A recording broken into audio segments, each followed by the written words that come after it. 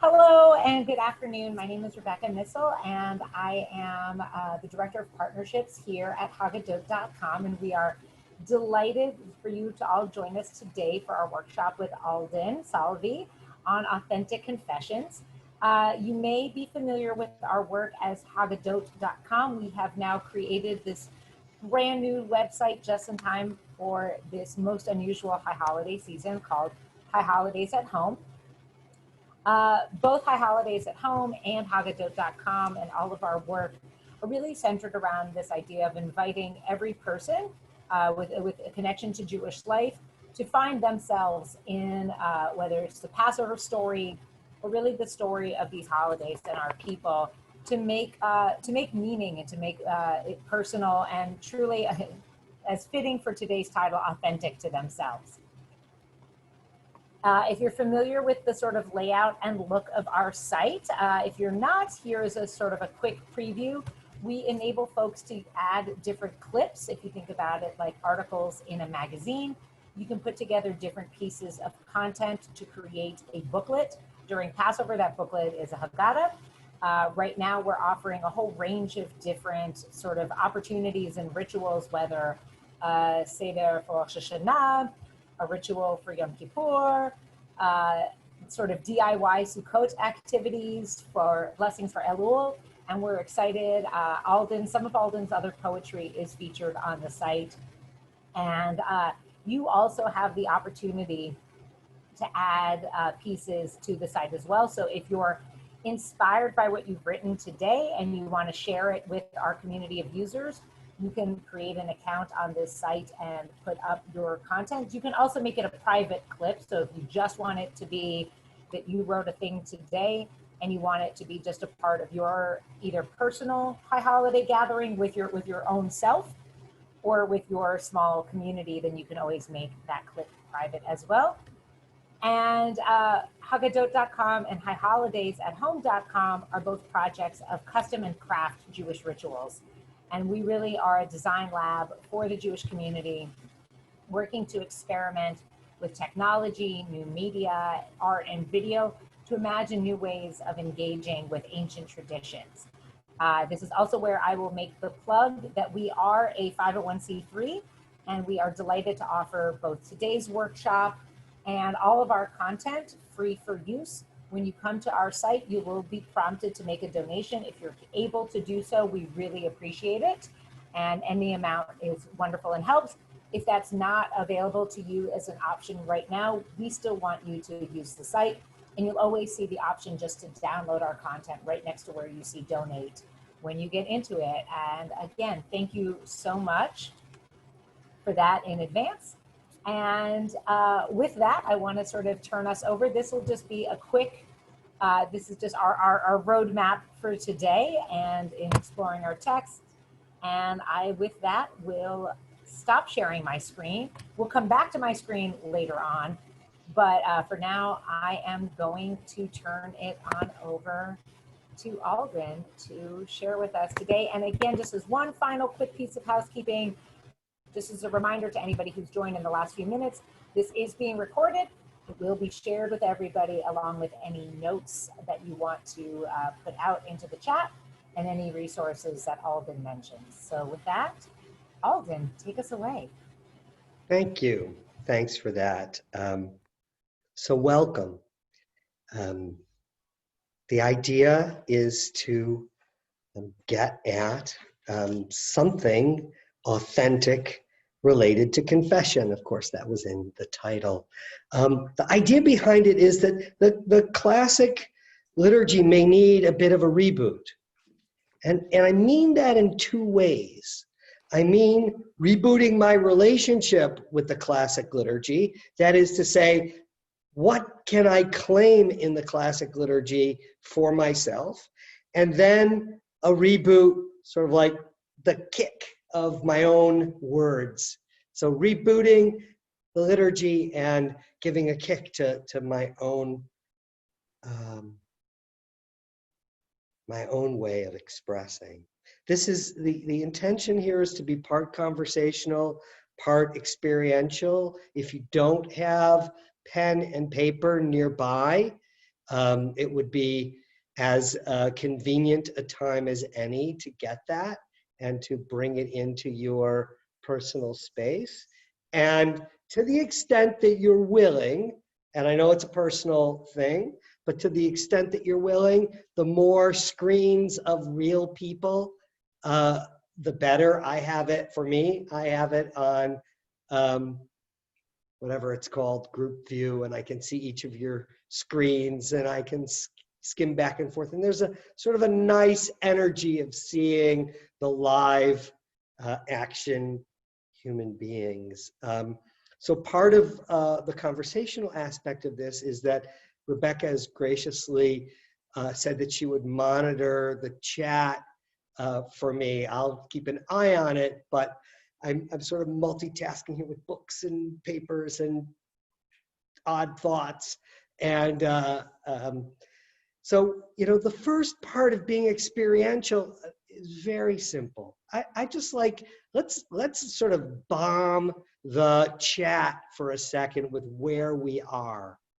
I'm in Jerusalem, you know, if you're in New York, or, you know, a city nearby where you are that we might recognize. So yeah, wow, Boulder, London, Baltimore, Tulsa, I'm in Jerusalem, Toronto, Philadelphia, I can't keep up with it. Beautiful. We are San Francisco, Rhode Island, La Jolla, Albany, Teaneck, Philadelphia, Santa Monica. I'm gonna stop reading. We'll just see them popping up. Someone's on an island, and no human is an island, you're with us. Every year for me, you know, a question arises. If I'm confessing the same words every single year, have I really confessed anything at all? I'm saying the same words. I'm perhaps meaning them. Perhaps I'm just buzzing through them. It's the same list of things I may or may not mean, that may or may not resonate with me, written by someone else, or perhaps on the other hand, without a list, without some starting spot, I wouldn't do it at all. So there we have it. Is it an authentic list, or do I just need any list to get going? Even more so this year, when the high holidays are going to be much different for most of us. How do we do this thing called confession at all? And what does the classic liturgy offer? What makes a confession authentic? And we got a lot to go through. There are really three areas I want to talk about: concept, content, choreography. There's always a fourth C. The fourth C is challenge, but that will sort of come up as we go. And I will mention, I'll use the phrase classic liturgy. And when I say that, I mean the classic elements of the Machzor, or the High Holiday Prayer Book, common to most Jewish practice around the world, regardless of whose Machzor you're in, regardless of what denomination. I have sitting here the Orthodox Koran. I have sitting here the Reform Mishkan HaNefesh. And actually, there's more common to these books than not common, which is fascinating in and of itself. So, you know, but all of them have a vidui zuta, a short confession. All of them have a vidui rabbah, a long confession. There's so much that's the same. So let's sort of begin to sink into that writing mode and that thinking mode. I'm going to, from time to time, invite you to take a breath. In fact, I'm going to invite you to give yourself the gift of a breath. And I'm going to invite you to do that now, to give yourself the gift of a breath while I read a piece from this grateful heart called Repentance Inside. I'm now being buzzed by a mosquito. Called Repentance Inside. This I confess. I have taken my transgressions with me, carrying them year by year into my hours and days. My lapses of conscience and indiscretion with words, my petty judgments and my vanity, clinging to grief and fear, anger and shame, clinging to excuses and to old habits. I have felt the light of heaven, signs and wonders in my own life, and still will not surrender to holiness and light. God of redemption, with your loving and guiding hand, repentance in prayer is easy. Repentance inside, leaving my faults and offenses behind, is a struggle. In your wisdom, you have given me this choice to live today as I've lived yesterday, or to set my life free to love you, to love your people, all people, and to love myself. God of forgiveness, help me to leave my transgressions behind, to hear your voice, to accept your guidance, and to see the miracles in each new day. Blessed are you, God of justice and mercy, who sets your people on the road to Teshuvah. So here's the confessional paradox right there. That I confess, but does it lead to me doing the hard work of change? I wrote that piece 10 years ago. It was authentic at the time. And I've done a lot of personal work since then. So is it still authentic to this moment? I still resist change. And I've done a ton of work on myself. So you see the paradox of confession with words. Do the same words help me differently at different stages? To acknowledge my faults and mistakes, errors, sins. We're going to talk about that word, sins, heavy word. Later on, does the same confession keep me in the process of change? And as I've changed, does the same confession remind me of where I've been to keep me truer to my highest, truest self, which is the goal? So you see, we're deep into this and we've even just barely begun. And we are going to talk about these concepts, content, choreography, and challenges. So this writing that we're going to do is about getting you started. I want to relieve the pressure of you have to finish a prayer today. Maybe you will. But what we're going to do is give you chomer. We're going to give you material to work on a piece. So I'm going to give you something to do. And we're going to, the writing that we do, that's going to be really brief. It's going to be 60 seconds, 90 seconds to start with. And here are my recommendations for you. If something comes really alive for you, that's in really, really alive for you, stop paying attention to me. Keep writing. The thing is being recorded and you'll be able to catch up, not to worry. And use judicious use of the chat. Use judicious use of the writing so you can keep in as much as possible. And you know, we all know what we need in terms of learning and developing and writing. So here is the first thought. Take a breath, or give yourself the gift of a breath. Get your pen and paper. And just as honestly as you can, just answer, are you working on yourself right now? Or are you not working on yourself? Then what are you working on?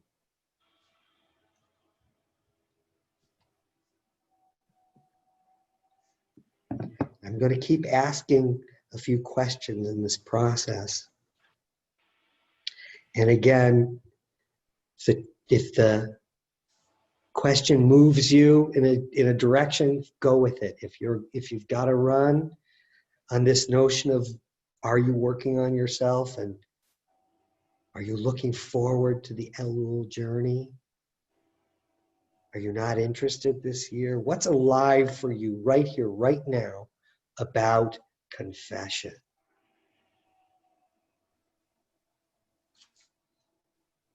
Has COVID thrown you off the spirit of the season?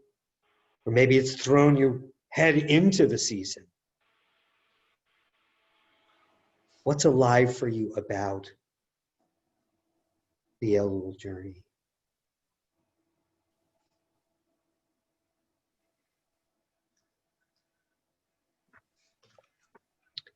I'm only going to give you a little more time,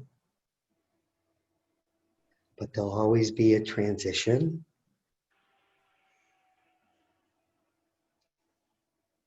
So as we transition,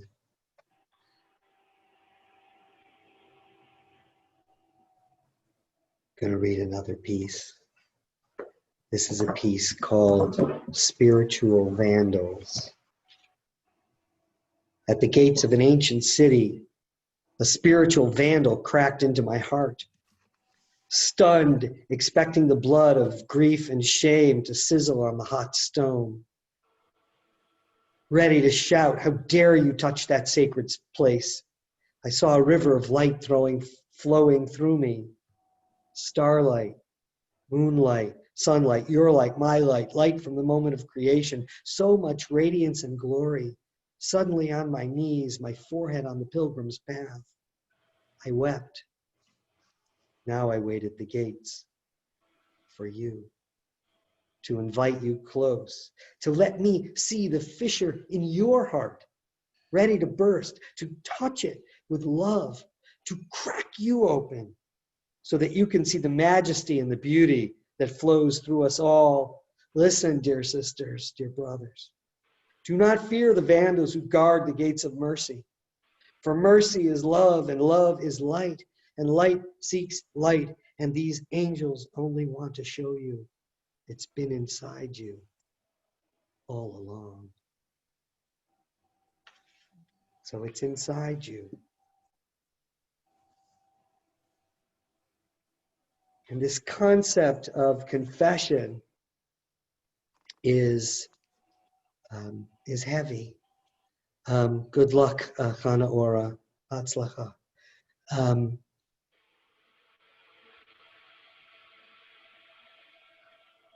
Father Anthony DeMello said, the first step in waking up is admitting that you don't want to do it. That waking up is hard. That it's comfortable being asleep. And so an aspect of confession is waking up. If you have not found the teachings of Father DeMello, I totally suggest you Google Tony DeMello or Anthony DeMello and find his series Waking Up. Waking up is hard. It means we have to look at ourselves. In 12-step recovery, this is the fourth and the fifth step. The fourth step made a searching and fearless moral inventory of myself. 5, admitted to God, to someone else, and another human being the exact nature of our wrong. So here's the question. Is confession a spiritual act? Is it a humanistic process? Is it a religious act? Am I improving myself as a person, correcting my mistakes, or am I standing before God? What is this act that we're doing? faults in my relationship with humanity, others, friends, family, creation, the planet,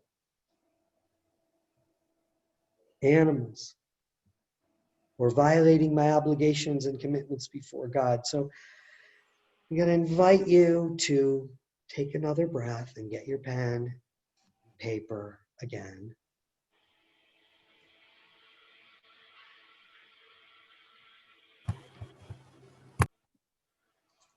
What is in your mind and heart right now about confession? Is it a spiritual, humanistic process?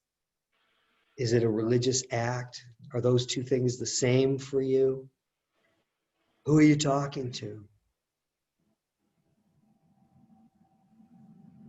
Self? Others? God? What is confession to you?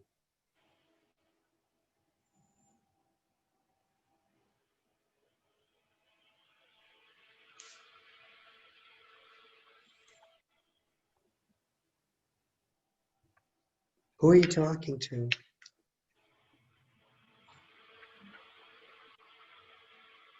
And why?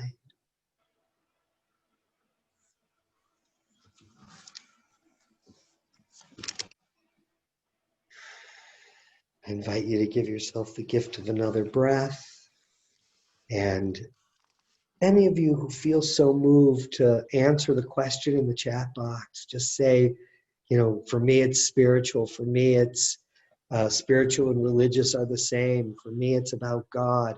Just let's get a sense of what the answers are that are present in the room, if you care to share in that way.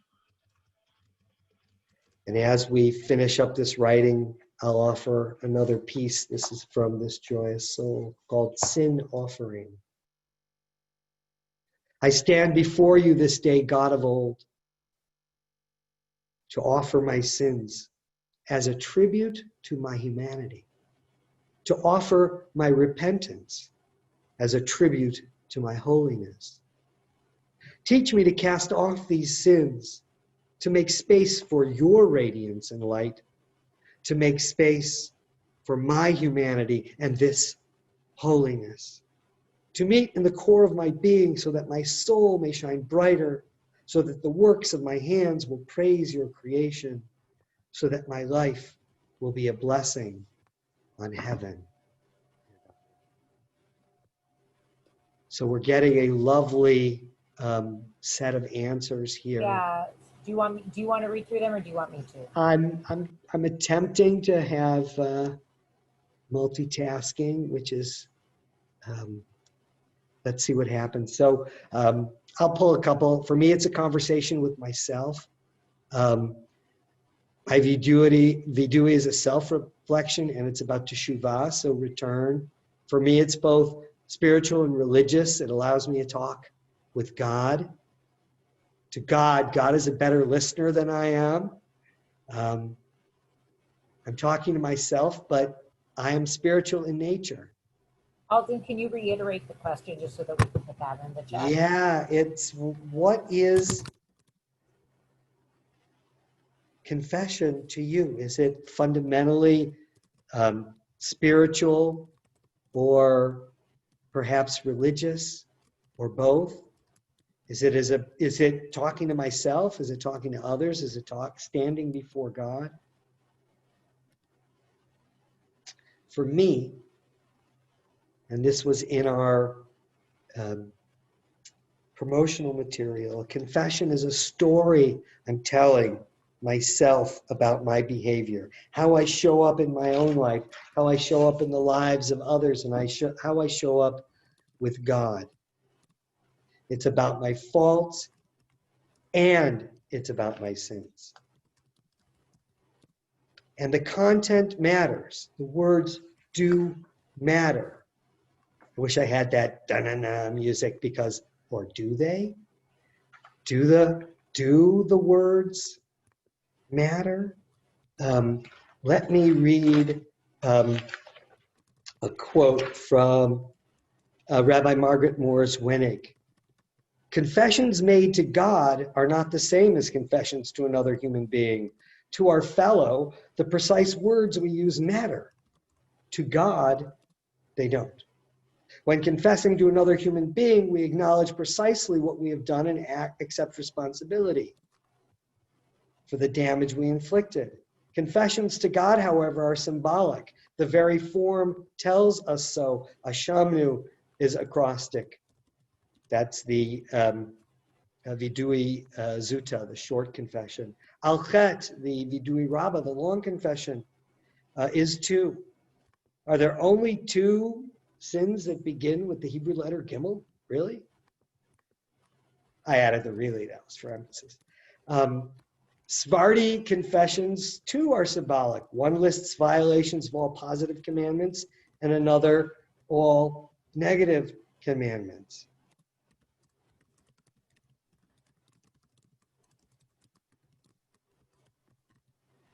So this act is perhaps different than an amends to another human being.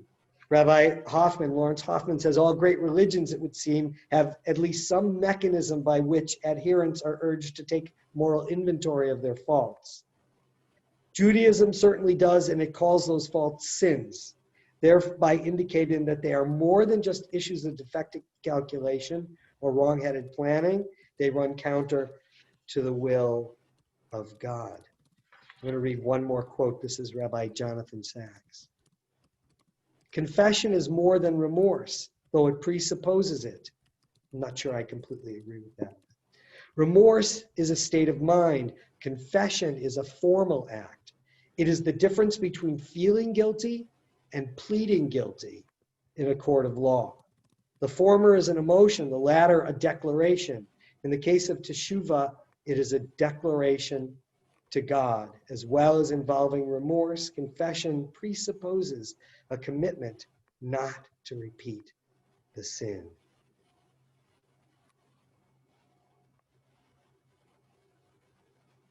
So to God, maybe the words don't really matter. Maybe as I repeat those words that I've always repeated every word, Ashamnu, Bagadnu, Gazalnu, maybe I'm really saying, I'm examining myself, I'm looking at myself, I'm dealing with these things. I will examine each of these ideas and not just dust them off. Maybe I'm not a robber.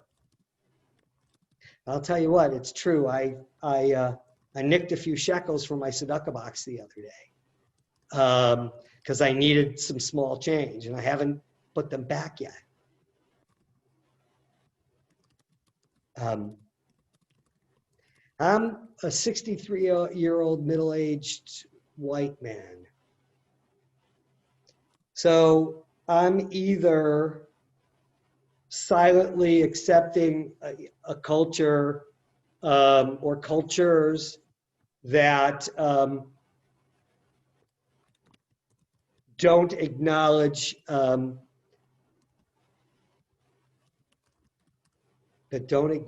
my privilege, and therefore taking privilege, or I'm participating in it silently. I am either fighting against a culture of male violence, or I'm standing silent. Doesn't that make me culpable in some way?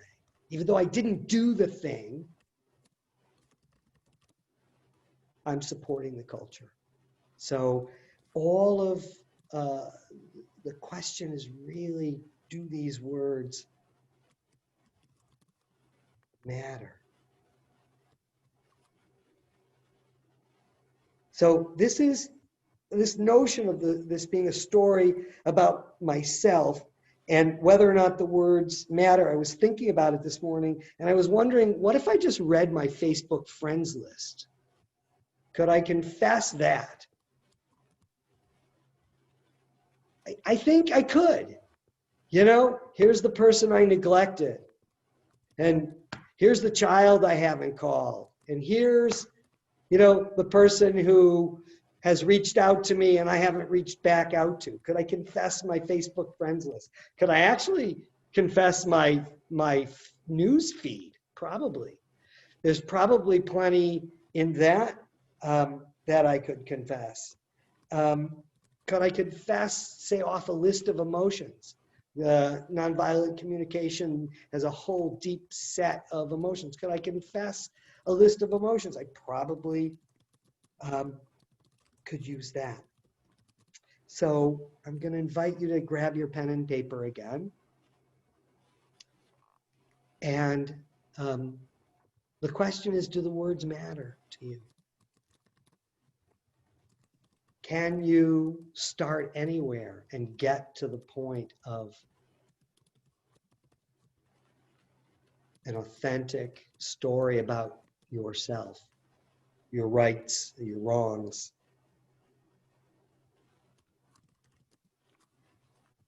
Can I do the work no matter what the words are? And if the words matter to you, what words? This is where we're going to start building the chomer, the material, the deeper material for the writing. What words matter to you? Ouch. Sorry. I didn't mean that. I don't do that anymore.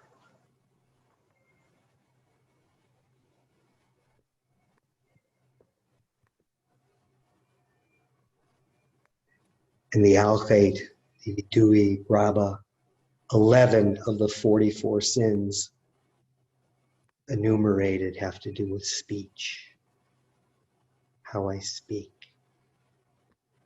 Do words about speech matter to you in your confession?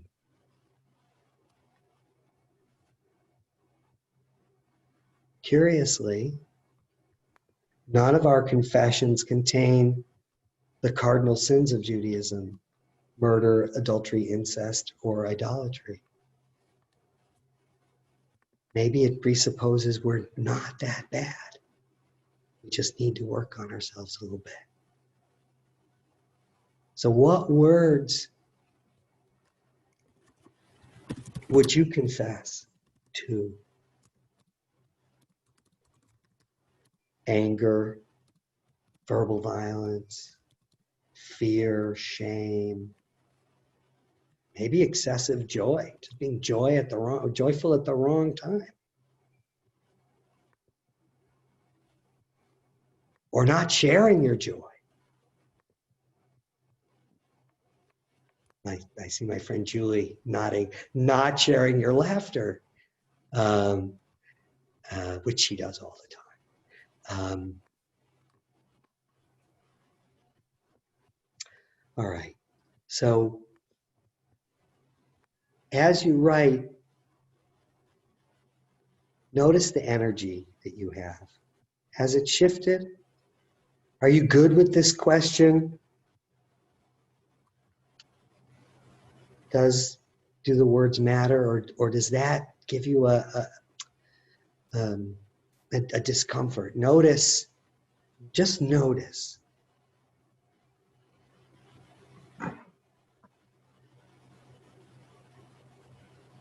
Now, before we leave content, I've established a pattern here of in between the writing, reading, but I want to leave some time at the end for us. I'm going to skip reading a prayer now. We'll post it on Haggadot or holidays at home. I'll leave that to Rebecca. There are two things we have to do before we leave the topic of content. Can't leave without discussing. One is viduim mishlemim, excuse me. Complementary Confessions. And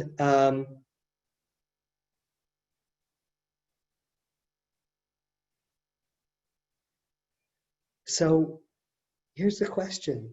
This was a question that was online this morning. I saw, should we be confessing the good stuff? Should the confessions include, I was loving, I was caring, I was giving?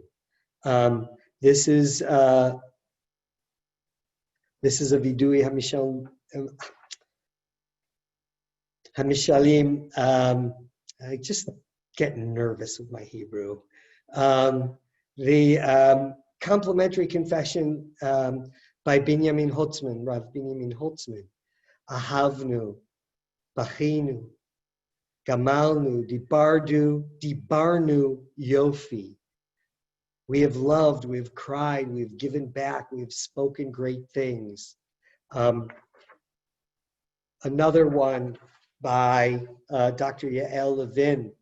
Ahavti otcha, batachti bach, garti ba'eretz hakodesh. I loved you, I trusted you, I lived in the Holy Land. I spoke the holy language. I thanked you for the good and the bad. So we have to deal with this notion of, should we be confessing the good? Another teacher here, liturgist Tricia Arlen, wrote on this thread. I get why people want these. Life is pretty depressing. But confessing to your good acts seems like it avoids the catharsis. I like the idea, but personally, I would pick a different chag to do it. I think she's 100% right, but off the mark just a little bit. This is the right time of year to do it. So every minhag, Ashkenaz, Sephardi, has Selichot. I have a Sephardi synagogue about 10 minutes that way. And since just before Elul, the month of Elul began, there's a big sign out that says Selichot 12:15 a.m. and 4:15 a.m. Every day saying confessional prayers and Selichot. In some Ashkenazi rites, Selichot is the Motzei Shabbat after Shabbat, the Shabbat before Rosh Hashanah. In some Ashkenazi rites, it's 2 Shabbatot before. We start confessing, we actually start doing the work on the first of Elul. So what I would say for me is the complementary confession to support my journey during Elul. So I understand myself fully. In 12-step work, I would never suggest anybody do a searching and fearless moral inventory of themselves without doing an inventory of the positive. But once it becomes Yom Kippur, or Rosh Hashanah, going to Yom Kippur, this is about fixing things. So personally, that for me is the place.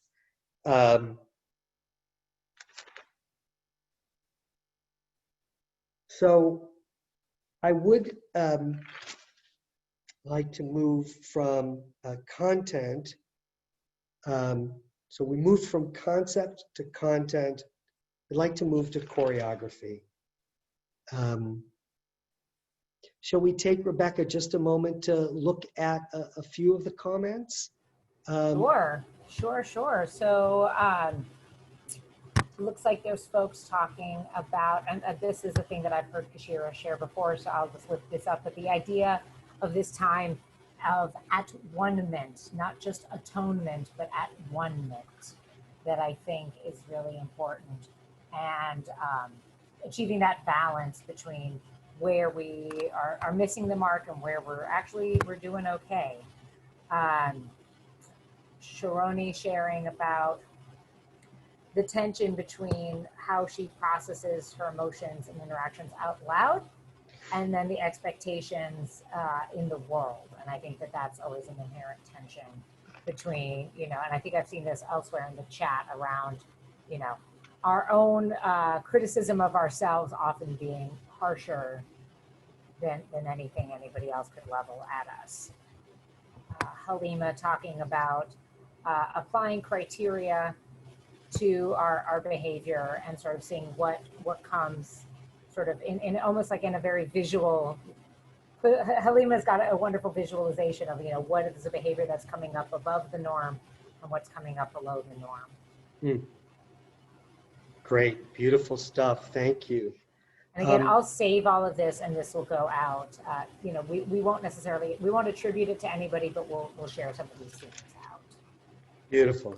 So the other piece, we can't really understand the content without understanding the choreography. The content and the choreography here are really linked. So one aspect of excuse me, the choreography is that we stand.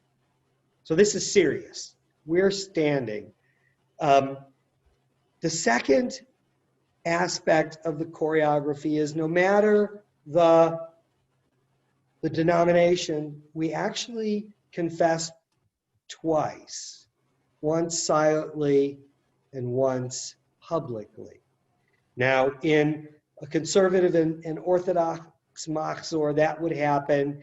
The vidui happens in the Amidah, in the Tefillah.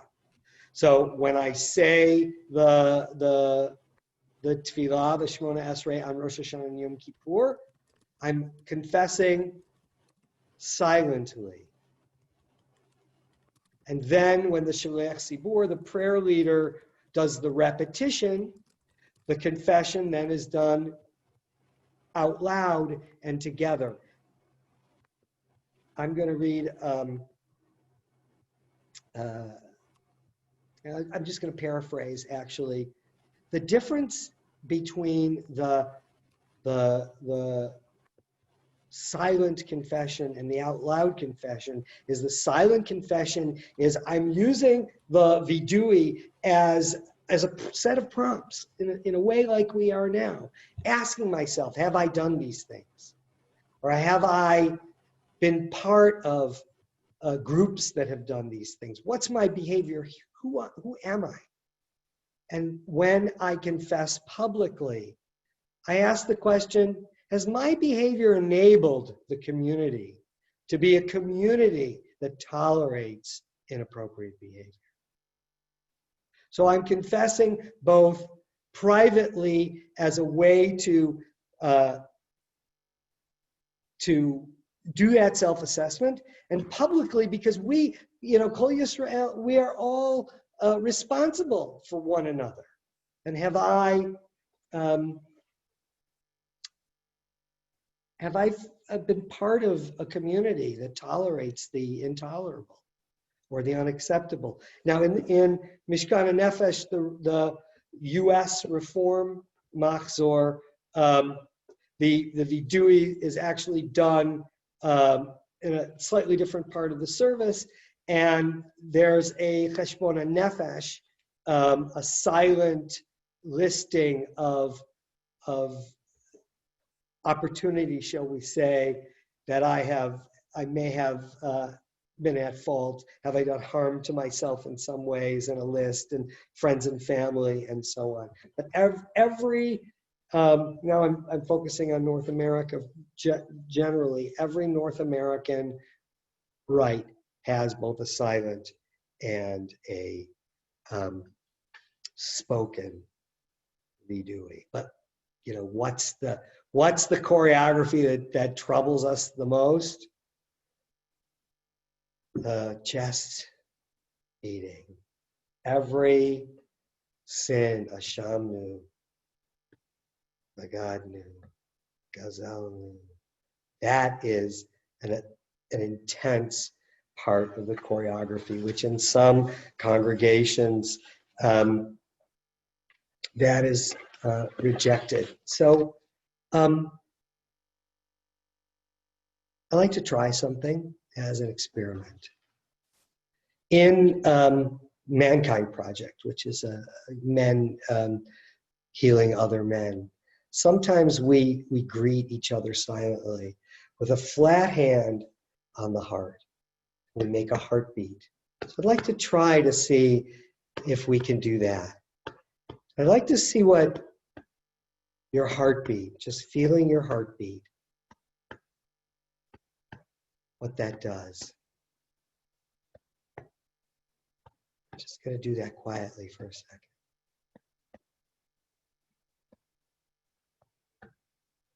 How does this sort of change the energy?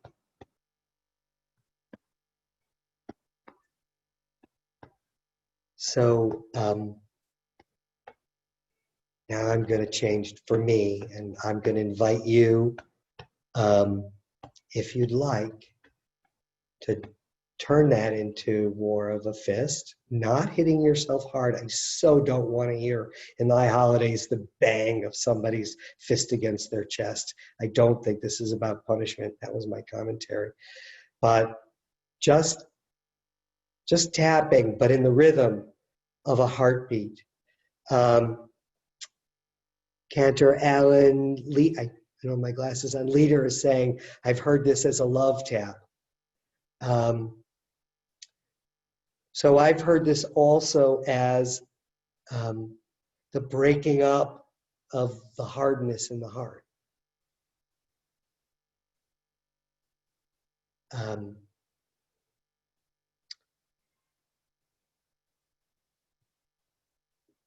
Rabbi Joseph Solovychik says we're actually knocking on our hearts as if we're knocking on the gates of heaven.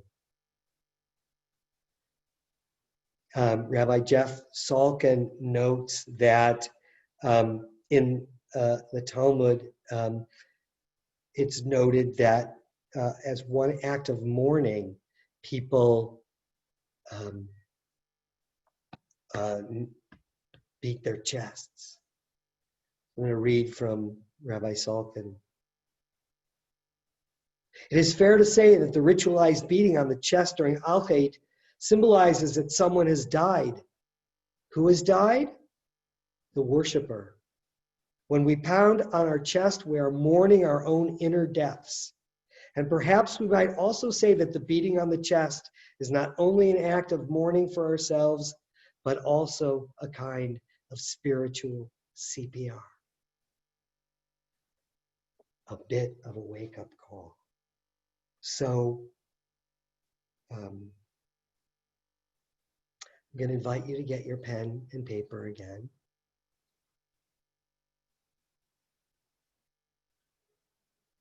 What is it that you need to wake up to in your life?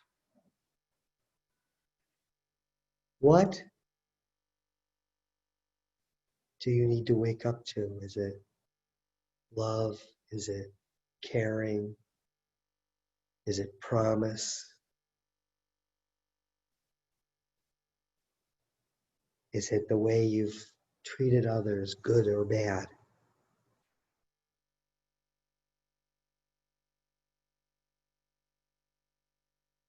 Who do you need to wake up for?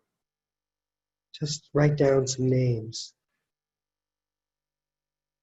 I would invite you to put your own name on that list. And the name of your dog for sure on that list. Or cat. We see you, Liz.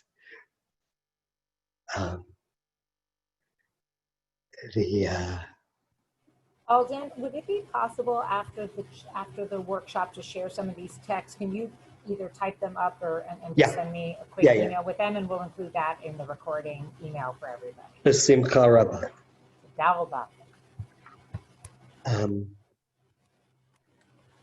So take a breath. Because here's the big question. What's the big thing? Big thing you regret most this year? What's the big thing? Yeah, that one. The one you don't want to write down. The big thing you regret not doing or doing, having done to someone, having done to yourself.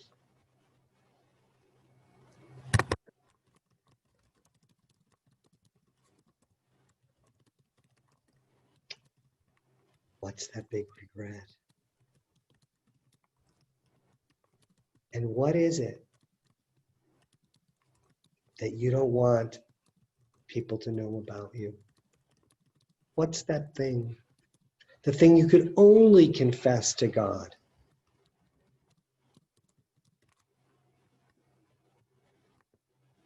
Just non-judgment, just putting it down with words.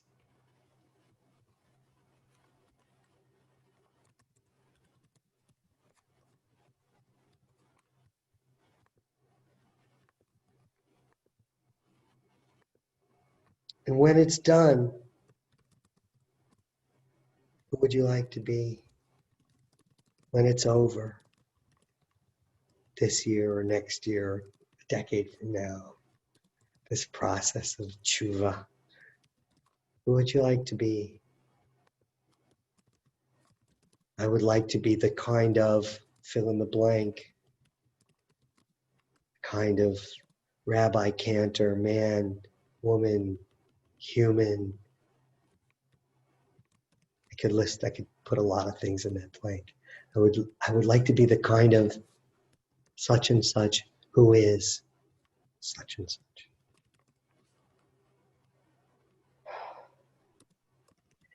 So we're right on time.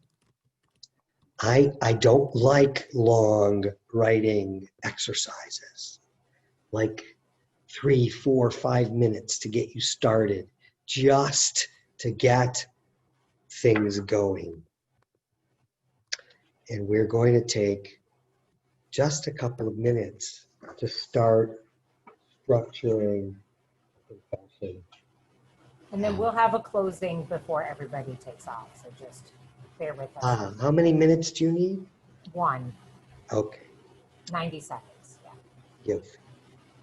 So the first, if you're struggling to get started, just look at your list and circle any word on there that jumps out as a confession word. As the thing you want to write about.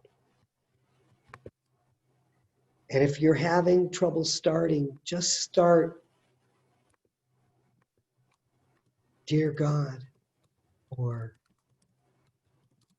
hello, or Yehi ratzon milfanecha, may it be your will. And write. Or simply, today I confess my loves and my hurts, and list them.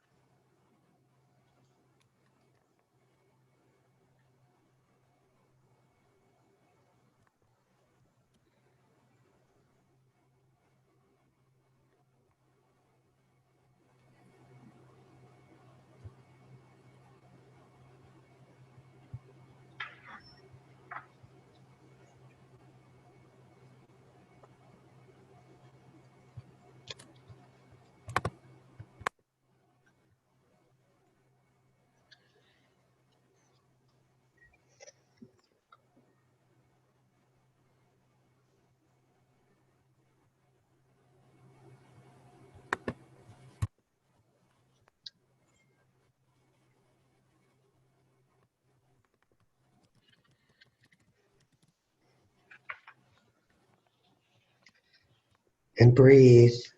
Always give yourself the gift of a breath.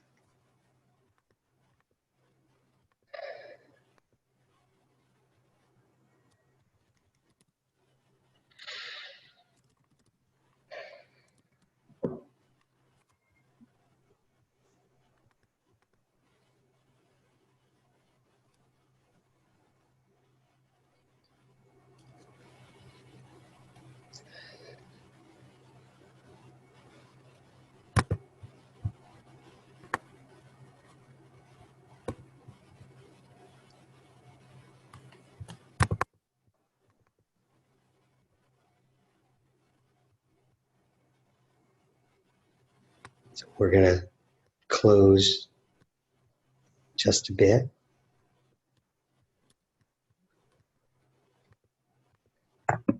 Thank you. So I'm just going to share my screen one more time. Not yet. Not yet. We've Okay, got fine. to close in Okay. a bit. Okay. Not quite yet. Disregard me. Go right ahead. Thank you. Thank you, my friend. So just get to a point where you can break in your writing. Perhaps thank yourself for doing some hard work right here, right now. I want to thank you for attending. I want you to feel free to find me on Facebook and send me a friend request. We are hanging out now. And certainly to check out my writing on tobendlight.com, tobendlight.com. And let's close the way we started with a reading, and then I'll turn it back over to Rebecca. This is called The Greatest Sin. The greatest sin is not to see the miracle of each new day, or to fill our days with hope and love. The greatest sin is not to see the miracle of each new breath, or to fill each breath with joy and service. The roots of sin are hatred and idle hands.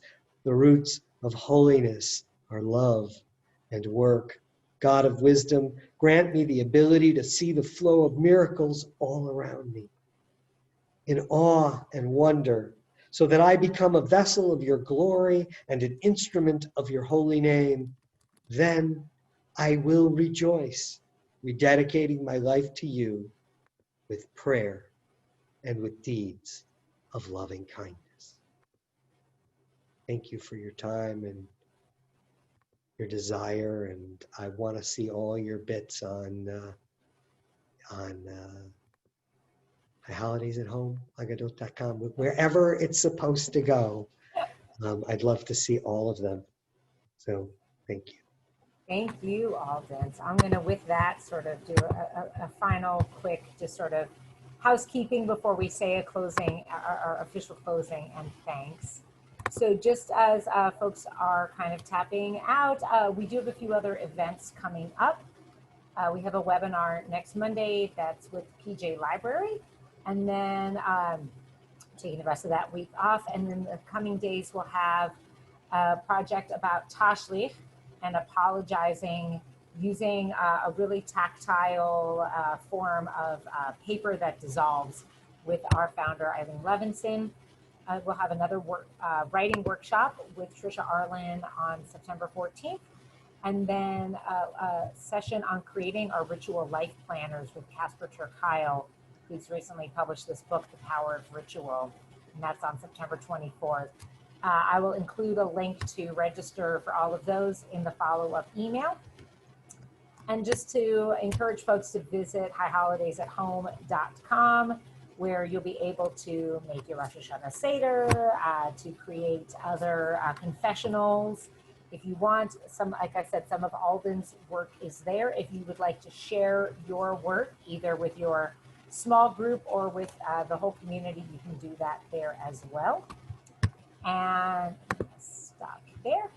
And just to, again, with sincere thanks to Alden for sharing his insight and depth really on this session today. I think really helped me sort of get centered in this whole other way of thinking about these holidays. And to thank all of you for taking your time to join us today. And we hope to see you all again soon. And just to wish you all a wonderful high holiday season. Thank you. So with that, I am going to stop recording. Again, I have saved the chat so you'll be able to find that. Thanks, everyone. And thank you, Thank you, Alden. friends.